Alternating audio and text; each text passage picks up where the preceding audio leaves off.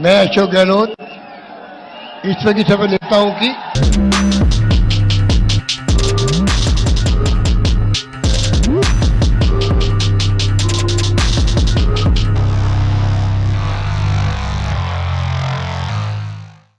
अब ये कहते हैं कि साहब वैक्सीन उपलब्ध नहीं करवाई, और एक तरफ दावा करते हैं कि हमने राजस्थान में हाईएस्ट वैक्सीनेशन किया। तो जो वैक्सीनेशन आपने हाईएस्ट किया तो कहाँ से कर दिया? राज्य सरकार ने वैक्सीनेशन में और हाईएस्ट वैक्सीनेशन का दावा करती है, इसका मतलब केंद्रीय सरकार ने इनको वैक्सीन उपलब्ध करवाई।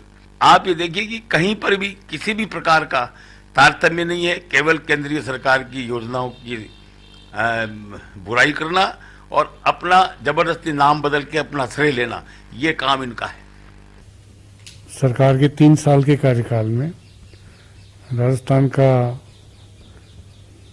जो मुख्यमंत्री जी ने घोषणा की है निरोगी राजस्थान, उसको कामयाब करने के लिए बहुत सारी घोषणाएं जो बजट में की उनको अमली जामा पहनाया गया है। दवाई फ्री, जांच फ्री, और सबसे बड़ा जो काम किया गरीबों के लिए, राजस्थान की जनता के लिए, मुख्यमंत्री चिरंजीवी स्वास्थ्य बीमा योजना, 5 लाख तक का बीमा हर राजस्थानी के परिवार का फ्री, और इसका फायदा निश्चित रूप से जनता को मिला है। और बहुत बड़ा अचीवमेंट जो मुख्यमंत्री जी घोषणाएं थी उनकी 100% पालना की जा रही है।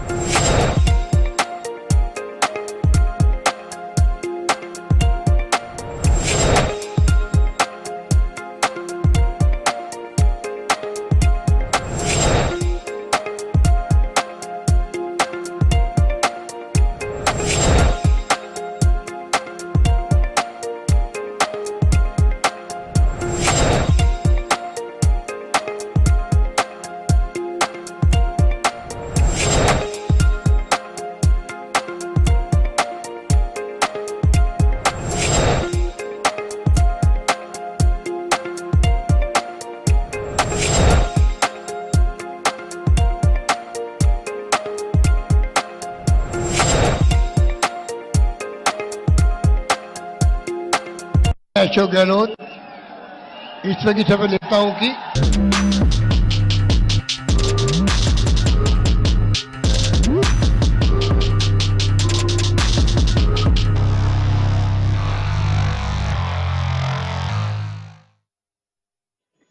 नमस्कार जंटू में स्वागत है आपका। मैं हूं योगेंद्र। आप देख रहे हैं हमारी विशेष पेशकश गहलोत सरकार के 3 साल।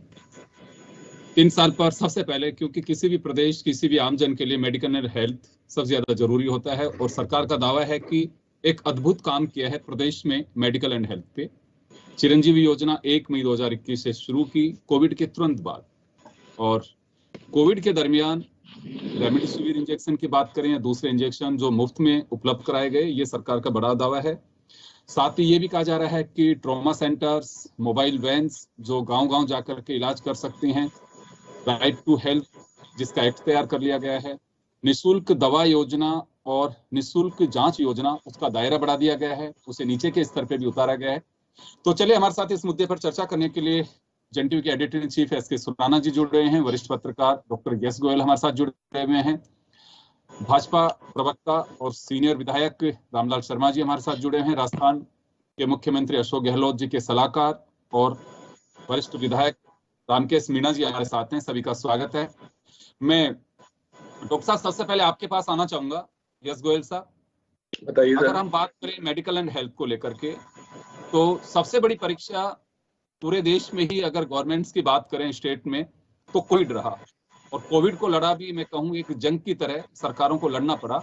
जो आपका स्ट्रक्चर था उसकी भी एक कहूँ कि परीक्षा की घड़ी थी वो। तो अगर आधे पार्ट की बात करें तो 2 बार की कोविड की लड़ाइयां सरकारों ने लड़ी हैं। राजस्थान सरकार के परिप्रेक्ष्य में बात करें तो क्या माना जा सकता है कि जो लड़ाई लड़ी जानी चाहिए थी वो सही दिशा में गई, या फिर ये कहें कि हाँ बिल्कुल कुछ खामियां रही जिसे दुरुस्त करने की जरूरत है? योगेंद्र जी, सरकार के 3 साल हो रहे हैं पूरे 17 तारीख को, और जो हेल्थ का और मेडिकल एंड हेल्थ का जो मामला है उसमें निश्चित रूप से एज ए पेशेंट मैं बात करूंगा, एज ए पत्रकार नहीं, क्योंकि हम सब कभी ना कहीं बीमार होते हैं। तो राजस्थान सरकार ने मेडिकल में काफी कुछ अचीव किया है, बहुत कुछ अचीव किया है। अगर हम याद करें, जब फर्स्ट पेशेंट यहाँ पर आया था इटली से, तब क्या स्थिति थी? हमारे पास टेस्ट करने की सुविधा नहीं थी। लास्ट ईयर 2020 में मार्च में हम लोग सब असेंबली में बैठे थे, आप भी थे, और हुआ था कि इटली में का जो पेशेंट है वो पॉजिटिव आया है, और उसकी जो वाइफ थी या दूसरे थे, उनका टेस्ट की फैसिलिटी हमारे नहीं थी, पूना वायरोलॉजी इंस्टीट्यूट में जाती थी। और आज देखिए आप, जगह जगह टेस्ट हो रहे हैं। आरटीपीसीआर में इंप्रूव किया सरकार ने, बहुत जबरदस्त इंप्रूव किया। पहले वो किट भेजे थे, चाइना के थे, बाद में रिजेक्ट करने पड़े। तो कोरोना में तो 2 साल में राजस्थान सरकार ने किसी की भी हो, उससे कोई फर्क नहीं पड़ा, बहुत बड़ी माइलस्टोन्स अचीव किए हैं। खासतौर से कोरोना में यहाँ की डेथ रेट क्या थी? 1 और 2% के बीच में थी पूरे उसमें, जहाँ करीबन 9 लाख लोग बीमार हुए, उसमें से डेथ जो थी वो 8,959 थी कोरोना में। इसी वजह से तो कंट्रोल हुआ। हाँ, सेकेंड वेव में तो पूरे देश में प्रॉब्लम थी, उसमें भी हमारे यहाँ राजस्थान में सारा कुछ उपलब्ध था, थोड़ा देर से जरूर लोगों को मिला। तो आपका कहना है कि सरकार ने बहुत कुछ मेडिकल एंड हेल्थ में इम्प्रूव किया है, और जो हमारे नीड था उस और भी बढ़े हैं। मैं गोयल साहब वापस आपके पास में लौटूंगा। रामलाल जी, आपके पास आना चाहूंगा एक बार में। आप आओ और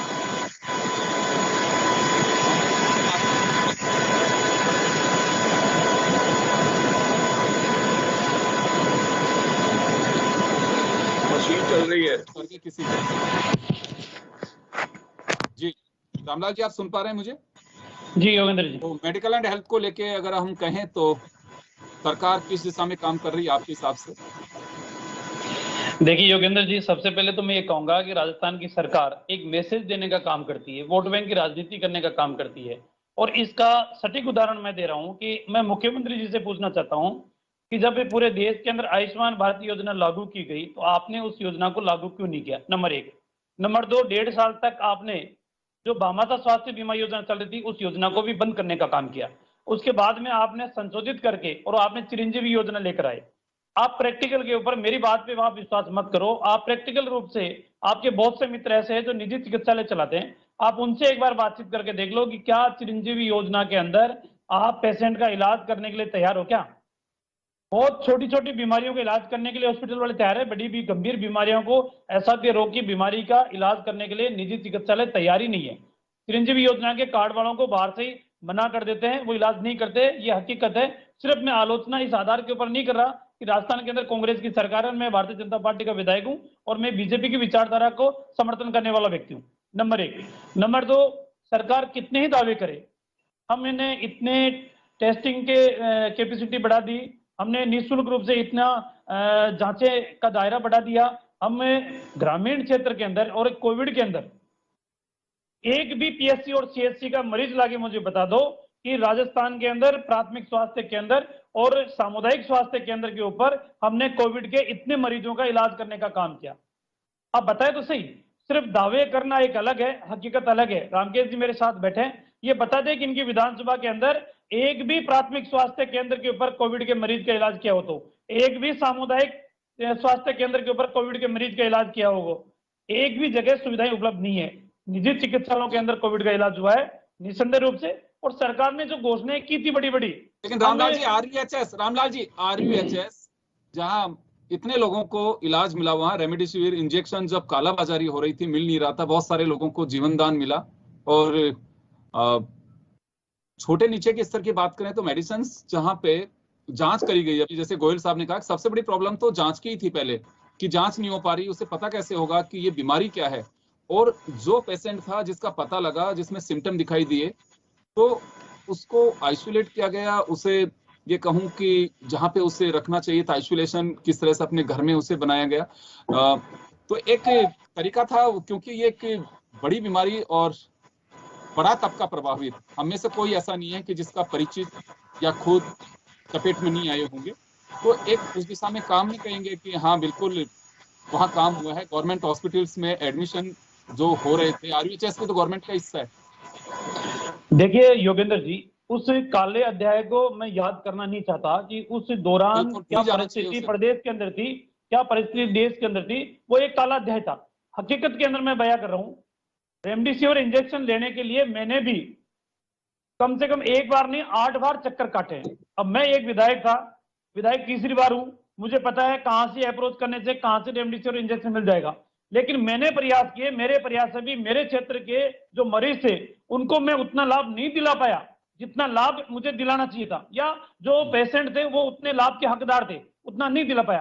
तो एक साधारण आदमी, क्या रेमडेसिविर उसको आसानी से मिल गए? सरकार ने उसको उपलब्ध करा दिए? नहीं कराए। हाँ बिल्कुल ये बात सही है कि राजस्थान की सरकार ने जो व्यवस्थाएं की थी, उन व्यवस्थाओं के अंदर जो लोग पहुंचे उनकी मदद हुई है, उससे कोई इनकार नहीं कर सकता। लेकिन क्या सारे के सारे मरीजों को आपने इलाज या चिकित्सा की सुविधा देने का काम किया? कोई मानने के लिए तैयार नहीं है कि किस तरीके से बेड भरे हुए थे, छुट्टी मिल नहीं रही थी, किस तरीके से एम्बुलेंसों के अंदर मरीज तड़प रहे थे, वो एक काला अध्याय है। लेकिन ठीक है, सरकार थी, सरकार के प्रयास करने चाहिए, सरकार ने प्रयास किए होंगे, लेकिन वास्तविकता है कि वो एक काला अध्याय था। उसको अगर हम याद करेंगे तो अपने आप को भी दुखी करेंगे, और दूसरों की मदद नहीं कर पाए उनकी वजह से भी खुद दुखी होंगे। इसलिए एक वो दौर था, वो दौर चला गया।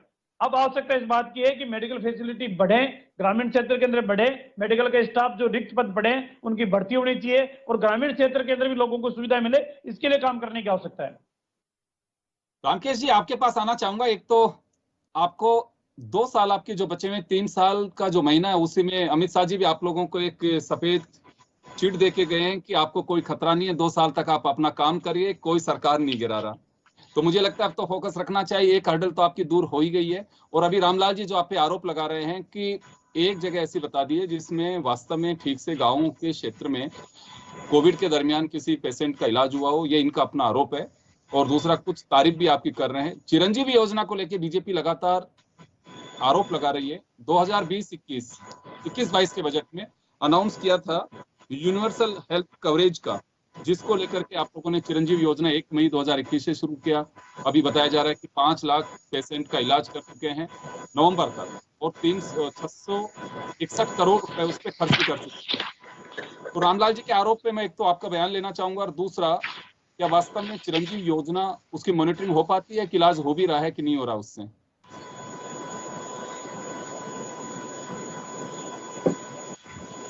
आपकी रामकेश जी आवाज नहीं आ रही, आपकी आवाज नहीं आ रही आपकी।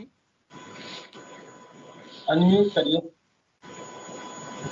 आपके यहाँ से म्यूट किया हुआ है, सिस्टम म्यूट किया हुआ है। रामकेश जी आपके यहाँ से सिस्टम म्यूट है, उसे अनम्यूट करिए।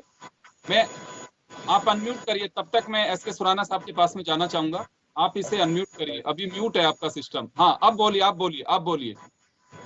जी, जी, अब आ रही है? आ रही है, बिल्कुल आ रही है।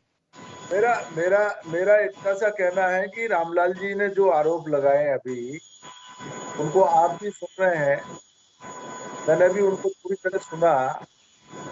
और रामलाल जी तो ये कह रहे हैं कि मुझे कोई एक एग्जाम्पल भी आप बताएं। कोविड के समय पीएससी में, सीएससी में अगर कोई इलाज हुआ हो तो मैं रामलाल जी को ध्यान दिलाना चाहूंगा कि रामलाल जी साहब, सीएससी मेरे खुद के विधानसभा क्षेत्र में, वजीरपुर में, खंडीप में और हमारे गंगापुर में जो डिस्ट्रिक्ट हॉस्पिटल है, तीनों जगह पर हम लोगों ने वो व्यवस्थाएं की जहां ऑक्सीजन उपलब्ध हुआ, रेमडेसिविर इंजेक्शन उपलब्ध हुआ और लोगों को तकलीफ में जो आए वो ठीक होकर के गए वहां से। कोविड का जो प्रबंधन था योगेंद्र जी, देश के प्रधानमंत्री जी ने, प्रधानमंत्री मोदी जी तक ने तारीफ की है गहलोत साहब के प्रबंधन की। लेकिन बीजेपी तारीफ नहीं कर रही है, बीजेपी तारीफ नहीं कर रही है। आपके सामने रामलाल जी आरोप लगा रहे हैं। रामलाल जी को तो कोई न कोई नुक्ताचीनी करनी है, कोई कमी निकालनी है। बीजेपी के प्रवक्ता है तो कुछ तो बोलेंगे, लेकिन पूरे देश में एक अलग तरीके का मैसेज गया। रामकेश जी, मैं वही बात बोलता हूँ जो तथ्यों के ऊपर आधारित हो, बिना तथ्य की कोई बात नहीं करता मैं। आप मुझे सीएससी और पीएससी के रजिस्ट्री की कॉपी दे दो कोविड के, ये लोग हमने इतने कोविड के मरीजों का इलाज किए हैं। मोदी जी ने कहा कि अगर आपको कोई प्रबंधन से अगर कुछ सीखना है तो अशोक गहलोत साहब के प्रबंधन को सीखिए। तो ये इतनी बड़ी बात, देश का प्रधानमंत्री अगर कोई मुख्यमंत्री जी की तारीफ करे तो ये अपने आप में एक बहुत बड़ी और अनूठी बात है। जहां तक कोविड का था, कोविड में तो बहुत जबरदस्त प्रबंधन उनका रहा और कोविड के बाद में भी एक बहुत महत्वपूर्ण योजना उन्होंने लागू की है, चिरंजीवी योजना। चिरंजीवी योजना 5 लाख तक का आम आदमी को बीमा उपलब्ध होना। बिल्कुल नहीं, लेकिन इनका सवाल ये है, रामकेश जी सवाल ये है कि भामाशाह योजना पूर्ववर्ती सरकार लेके आई थी। हॉस्पिटल्स के बाहर बोर्ड लगा दिए गए थे कि इस योजना के तहत किसी का इलाज नहीं होगा, कृपया परेशान ना हो। योजना को लेकर के रामलाल जी का यह दावा है कि पेशेंट क्या है, कोई मॉनिटर कर रहा है वहाँ हॉस्पिटल जाके कि वास्तव में इलाज हो भी रहा है कि नहीं हो रहा। भामाशाह योगेंद्र जी, भामाशाह योजना इनकी केवल कागजों में रही, उसका आम आदमी फायदा नहीं मिला। आम जनता की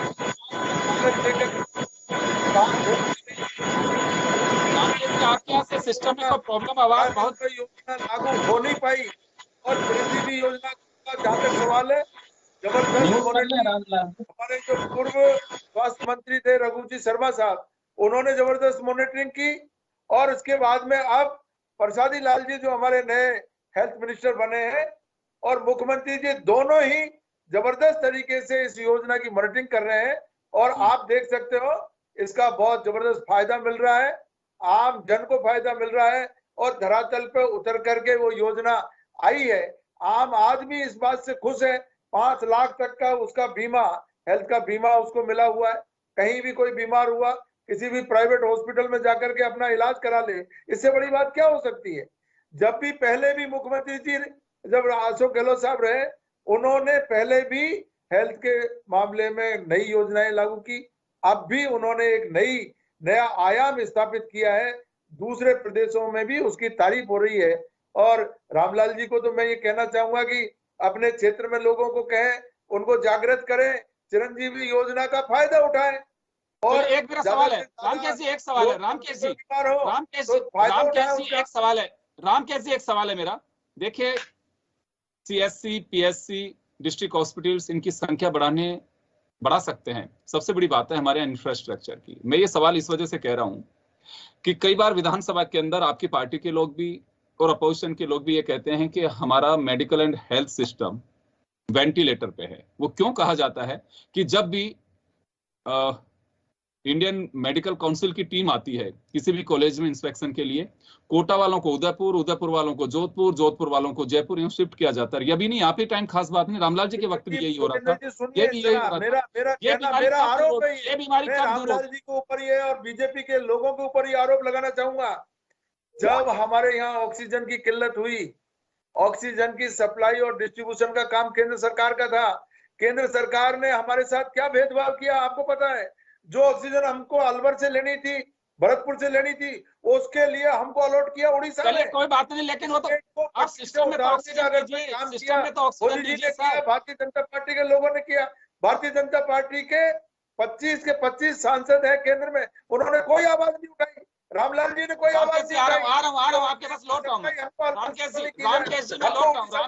ऑक्सीजन लेने की क्या जरूरत थी?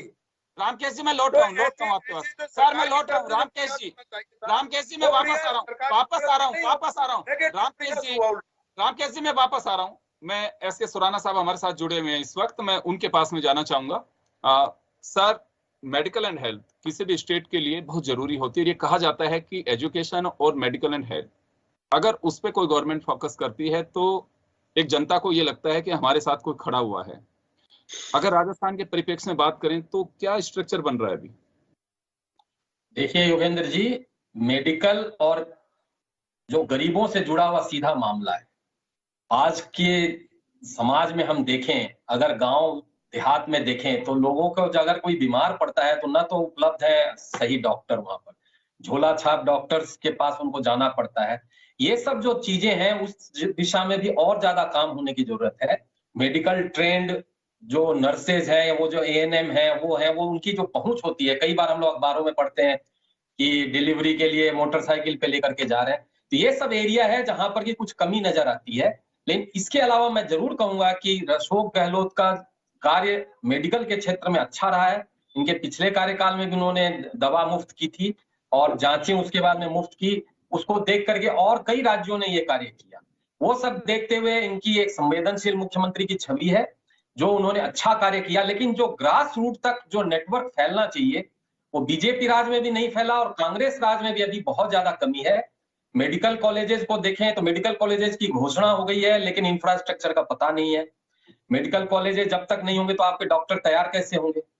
दूसरा, 25-25 सांसद हैं तो उन लोगों को भी आवाज उठानी चाहिए कि यहाँ पर केंद्रीय कोई एम्स वगैरह, जो देखो आपने राजस्थान में नहीं है शायद जोधपुर में है, लेकिन और भी एम्स आनी चाहिए। जिस तरह की हमारी भौगोलिक स्थिति है, जितना बड़ा राज्य है, और भी केंद्र की योजनाएं हैं। जो 25 सांसदों का जो मजा राज्य को आना चाहिए वो धरातल पर नहीं दिखता है। आप टीवी में देख लीजिए, आप अखबारों में देख लीजिए, कोई और संसद में प्रश्नों में देख लीजिए, कहीं पर भी हमारे जो सांसद हैं वो बहुत ज्यादा एक्टिव नजर नहीं आते। ये मैं जरूर रामलाल जी के थ्रू कहना चाहूंगा कि उनको थोड़ा और एक्टिव होना चाहिए।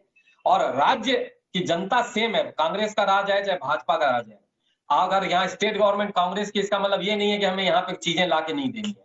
आपको अपने संसदीय क्षेत्र पे ध्यान देना चाहिए और जितनी भी चीजें आप ले करके आ सकते हैं केंद्र सरकार से, उससे आपका ही नाम होगा। तो ये मेरा कहना होगा, भाजपा को भी इसमें पूरा सहयोग करना चाहिए। जी जोगेंद्र जी बिल्कुल। गोयल साहब आपके पास आना चाहूंगा। राइट टू हेल्थ केयर, इनके मैनिफेस्टो का अनाउंसमेंट और उसी को आधार बना के पहले कैबिनेट में इन्होंने लिया। हालांकि यूनिवर्सल हेल्थ कवरेज 2021-22 में जो बजट घोषणा थी उसको चिरंजीव योजना के माध्यम से लेकर के आए। तो इस दिशा में लगता है आपको कि हाँ बिल्कुल ये तो बहुत ही जरूरी है और एक्ट बना है, लेकिन अभी उसमें कितना समय लगेगा, क्या उसका स्ट्रक्चर रहेगा, अभी कोई पता नहीं है, लेकिन कितना जरूरी मान के चलते हैं आप इसे? अभी नहीं, राइट टू हेल्थ एक्ट होना चाहिए, हर एक का अधिकार है ये, हर नागरिक का, कि उसको स्वास्थ्य सुविधाएं मिले, और उसके लिए प्रपोजल बनाया हुआ है। और चीफ मिनिस्टर ने मेरा गला खराब है, चीफ मिनिस्टर ने सेंटर से कई बार अपील की है प्रधानमंत्री से कि आप भी राइट टू हेल्थ का जो एक्ट है उसको लाइए। वो तो होना ही चाहिए, उसके बिना नहीं चल सकता काम, क्योंकि सब चीजें प्रावधान के तहत चलती हैं। एक बात रामलाल जी कह रहे थे कि PSC, CSC और जो डिस्ट्रिक्ट हॉस्पिटल्स में उसमें कोविड के केसेस की अटेंडेंस नहीं हुई, उनको नहीं देखा गया। अगर एक चीज, अगर WHO की गाइडलाइंस देखें तो WHO की गाइडलाइंस ने ये कहा था कि जब तक ये सुविधाएं हॉस्पिटल में ना हो तब तक मरीज भर्ती भी ना करें। पहला जब दौर आया था लास्ट ईयर अक्टूबर नवंबर में और दिसंबर तक रहा था, जब वीक था काफी कोरोना डेल्टा, तब जो है ये मतलब गांवों में छोड़ हॉस्पिटल में एम्बुलेंस ले जाती थी और दूसरे दौर में पेशेंट के अटेंडेंट ले जाते थे। और उससे भी बड़ी बात यह है कि उसमें जो है पूरी केयर होनी चाहिए, वेंटिलेटर्स होने चाहिए और जो सीरियसनेस है पेशेंट की वो सीएससी, पीएससी और डिस्ट्रिक्ट में नहीं झेली जा सकती, इम्पॉसिबल है। और वो WHO की गाइडलाइंस के तहत होता। बाद में तो जो हॉस्पिटल में जगह मिली आदमी चला, पेशेंट चला गया, वो था। एक और बहुत मजेदार चीज है, बड़ी चीज है, जो आप लोग उसको पिकअप करेंगे जरूर, वो है CGHS, central government health scheme. उसके तहत राजस्थान ने RGHS से बनाई है, राजस्थान हेल्थ स्कीम, फ्री हर एम्प्लॉय के लिए, हर पेंशनर के लिए, जो वो अपना कार्ड बनवा लिया उन्होंने। और ये हकीकत है कि उसको कार्ड को लेके जाए अगर एम्प्लॉय या पेंशनर, फ्री में इलाज होता है, कोई पैसा नहीं लगता है। जो पहले बिल बनाने पड़ते थे, दवाइयों के लिए ठोकरें खानी पड़ती थी, तो उसमें भी कमी है निश्चित रूप से। वो बहुत बड़ी योजना है। एक तरफ आपने एम्प्लॉयज को सुरक्षित, मैंने भी देखा उसका बेनिफिट सबसे बड़ा तो यही है कि जो सरकारी ढर्रे पर हम भरोसा नहीं करते हैं, उसमें एक परमिशन की आवश्यकता होती है कि भाई ये इनका कार्ड संख्या है और इसमें परमिशन रिकमेंड करे, दवाई की रिकमेंड करे। आज किसी भी हॉस्पिटल में, कुछ हॉस्पिटलों को छोड़ दीजिए, वहाँ RGHS का कार्ड लेके जाइए, इलाज होता है फ्री में और कोई मेडिकल के बिल नहीं भरने। तो ये बहुत बड़ी चीज है। अच्छा, जब भामाशाह की ये तुलना करते हैं, भामाशाह में लिमिट नहीं थी, इसमें लिमिट है 5 लाख रुपए, जो चिरंजीवी योजना है, पहली चीज। दूसरी चीज है उसमें बहुत सारे लैप्सेस है, उसमें जितना भ्रष्टाचार हुआ वो सब अखबारों में आया है और इसकी मॉनिटरिंग होती है। और इसमें जो गरीब लोग हैं उन्होंने भी 800-900 रुपए अपना प्रीमियम दिया है, तब वो 5 साल के लिए लागू हुई है।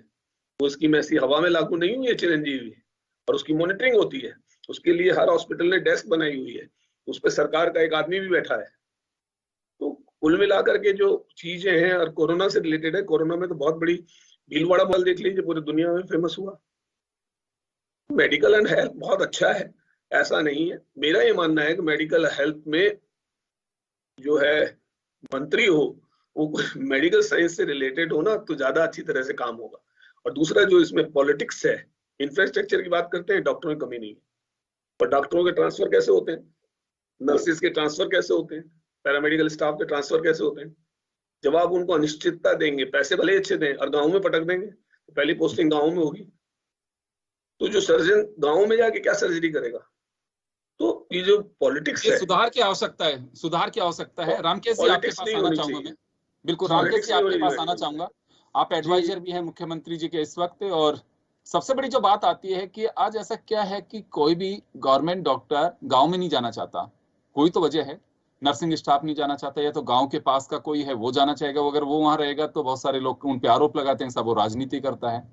तो ये कुछ ऐसे हमारे सिस्टम में लेकुन है जिसे दुरुस्त करने की आवश्यकता है। गवर्नमेंट आपकी रहे चाहे दूसरी आए या पहले की रही हो, अभी जो गोयल साहब ने बताया, और आप लोग हमसे बेहतर समझ सकते हैं, फील्ड में रहते हैं आप लोग, ये सबसे बड़ी प्रॉब्लम है। या तो उन लोगों के लिए वो सुविधाएं करिए, या फिर एक कैटेगरी जो है, अब आप सर्जन को लगा रहे हैं वहां सुविधा है नहीं, और एक इतना सीनियर सर्जन को अगर हम वहां लगा रहे हैं तो कोई फायदा नहीं है, नुकसान हो रहा है वो। तो ऐसी कुछ चीजें की जानी चाहिए ताकि सुविधाएं डेवलप भी हो सके और बेहतर भी हो सके। योगेंद्र जी, आपने देखा होगा कि अभी गहलोत साहब ने पिछले उनके कार्यकाल में और इस बार भी बहुत सारी जगह जो PSC थी उनको CSC में कन्वर्ट किया है, और PSC जहां थी उनको डिस्ट्रिक्ट हॉस्पिटल में भी क्रमोन्नत किया। मेरे गंगापुर वाला जो हॉस्पिटल है उसको अभी उन्होंने DH घोषित किया है। हेल्थ के मामले में उन्होंने बहुत ज्यादा प्रिकॉशन लेकर के काम किया है, और जहां सर्जन को लगाने की बात है, तो सर्जन को वहीं लग रहे हैं जहां पर पूरी व्यवस्थाएं हैं। ऐसे सर्जन बहुत सारी जगह है रामकेश जी, बहुत सारी जगह ऐसी हैं, बहुत सारी जगह ऐसी हैं कि जिन्हें पनिशमेंट के नाम पे भेज दिया जाता है, क्योंकि उसको उपयोग नहीं हो पाता। आखिर में क्या होता है कि वो रिजाइन करके प्राइवेट हॉस्पिटल ज्वाइन कर लेते हैं, अच्छा पैसा मिलने लग जाता है, क्योंकि एक डॉक्टर बनाने पर करोड़ों रुपए सरकार के खर्च होते हैं। ऐसा कोई केस अगर आपके ध्यान में है तो वो जरूर मैं उसके लिए कह सकता हूँ। पहले मैं वापस आ रहा हूँ, नहीं है। मैं वापस आऊंगा सर। रामकेश जी वापस आ रहा हूँ आपके पास में। एक बार रामलाल जी हमारे साथ में जुड़े हैं। रामलाल जी, एक बात जानना चाहूंगा, गवर्नमेंट चाहे कोई आप बहुत टेक्निकल है, किसी से कुछ नहीं कह सकते, सरकार आपकी हो चाहे कांग्रेस की। अभी गोयल साहब ने कहा ये बात, आप चाहे प्रोमनत करो, हॉस्पिटलें वगैरह मत करो, कोई बात नहीं है, लेकिन एक बार उनमें सुविधाएं होनी चाहिए। अगर हम एक्सपर्ट्स को छोटे हॉस्पिटल भेज देते हैं, उसका कोई क्राइटेरिया नहीं है, डॉक्टर्स का यही एक डर रहता है कि मेरा ट्रांसफर होगा तो मुझे पूरा पैसा देके वापस आना पड़ेगा। मुझे कहना नहीं चाहिए, लेकिन हकीकत है ये। करते जी सब जुगाड़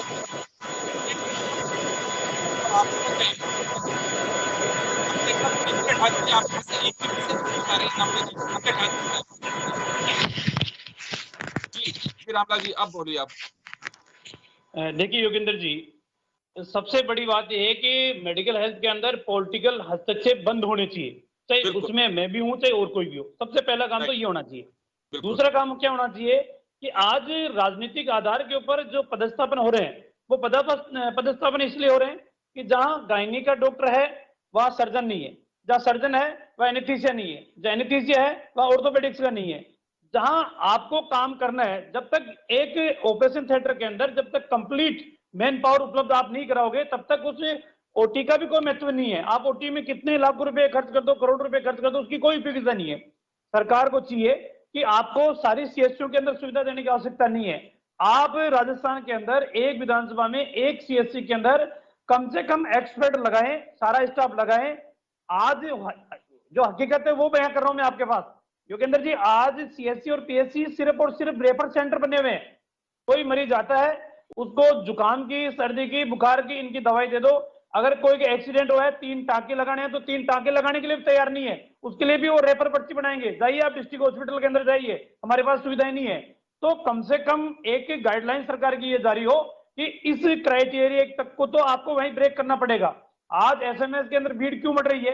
अगर किसी के पैर फ्रैक्चर होता है वो भी एसएमएस जा रहा है, वो ना कावटिया जा रहा है, ना वो जिब्रे हॉस्पिटल जा रहा है, ना अन्य हॉस्पिटल जा रहा है, वो सीधा एसएमएस जा रहा है।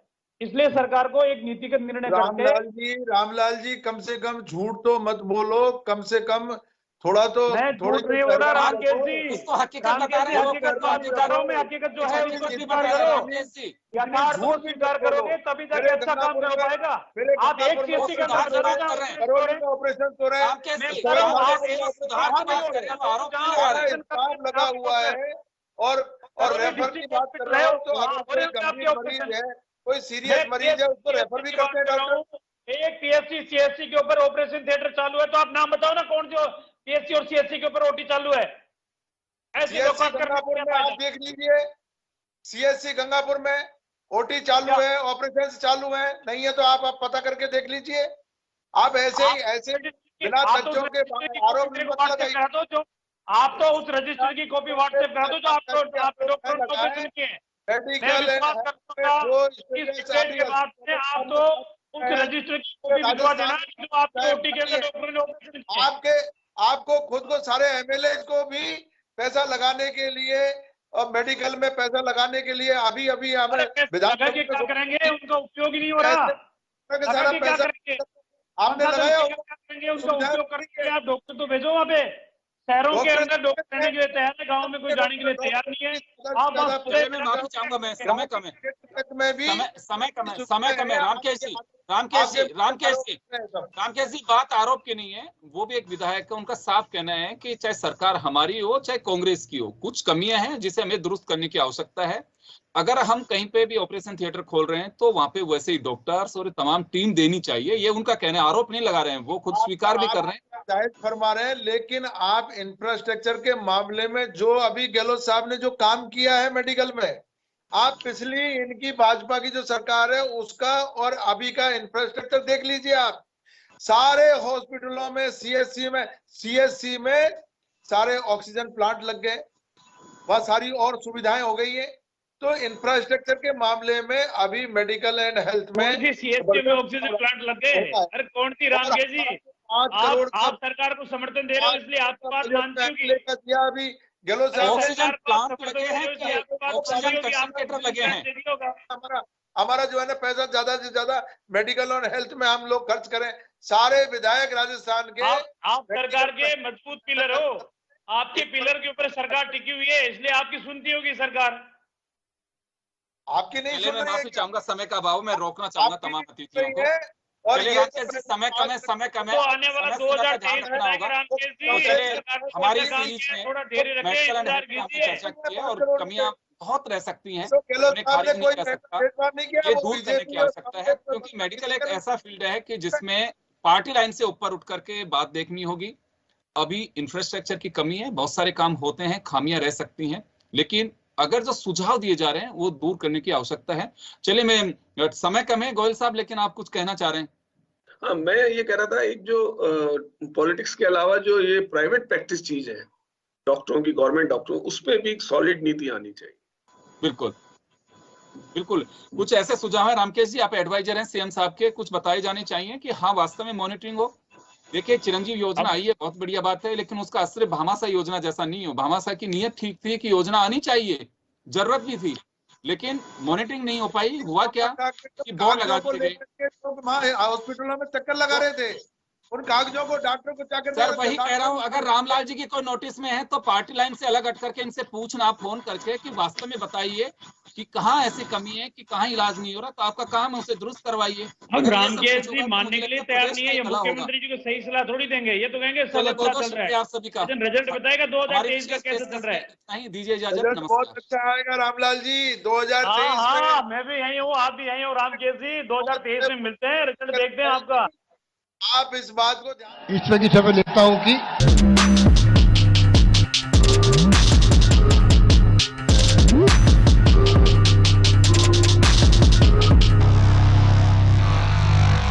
जन टीवी की लेटेस्ट अपडेट पाने के लिए हमारे चैनल को जरूर सब्सक्राइब करें और नोटिफिकेशन पाने के लिए बेल आइकॉन दबाएं।